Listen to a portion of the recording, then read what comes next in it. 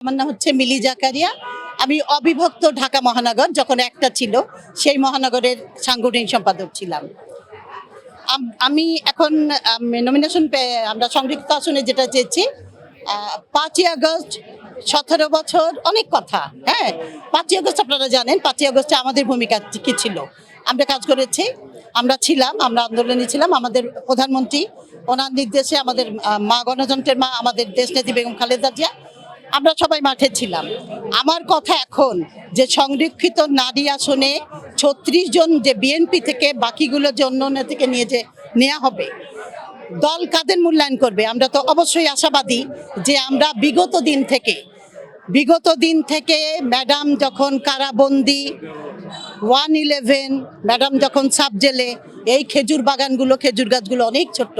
আমাদের আন্দোলন তখন থেকে না, আরো আগে থাকতে আজ আমাদের আন্দোলনের বয়স, রাজনীতির বয়স 36-37 বছর হয়ে গেছে। আমরা সেই তখন থেকে দলের প্রতিটা কর্মকাণ্ড, প্রতিটা হরতাল, মিছিল, অবরোধ, যখন যে কর্মসূচি দিয়েছিলাম। শেখ হাসিনা যখন বললো নিশি কুটুম্ব রাতের 12টা এই অফিসে, যেদিন পার্টি অফিসে ঘেরাও করলাম আমরা মহিলা দল দোতলায়, আপনি মুক্তাঙ্গন বলেন, এই বিজয় পল্টন বলেন, আমাদের বলেন, যে কোনো রাজপথ বলেন, আমাদের মহিলা দল সব জায়গায় সরব ছিল। সেই ক্ষেত্রে আমি ঢাকা মহানগরের অভিজ্ঞ সাংগঠনিক হিসাবে আমি অবশ্যই আমাদের বর্তমান প্রধানমন্ত্রী দৃষ্টি আকর্ষণ করে বলতে চাই, আপনি অবশ্যই ত্যাগীদের মূল্যায়ন করবেন। কারণ যেখানে 36 জন নেবেন, এই 36 জনের মধ্যে আপনি তাদের বিগত দিনের আন্দোলন সংগ্রামের দলীয় কর্মকাণ্ডের আমল নামাটা নেন, তাদেরটা দেখেন, সেখানে যাকে আপনার যোগ্য মনে হবে। আমরা কেন আশাবাদী জানেন?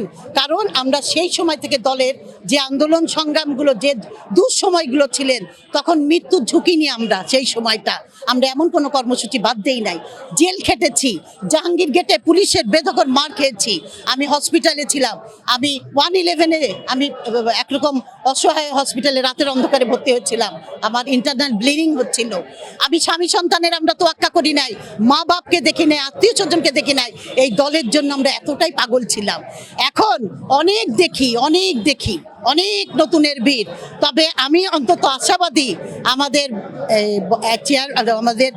দলের চেয়ারম্যান, আমাদের মাননীয় প্রধানমন্ত্রী, আমাদের ভাইয়া জনাব তারেক রহমান, উনি যথেষ্ট বিচক্ষণ, উনি ত্যাগীদের মূল্যায়ন করবে।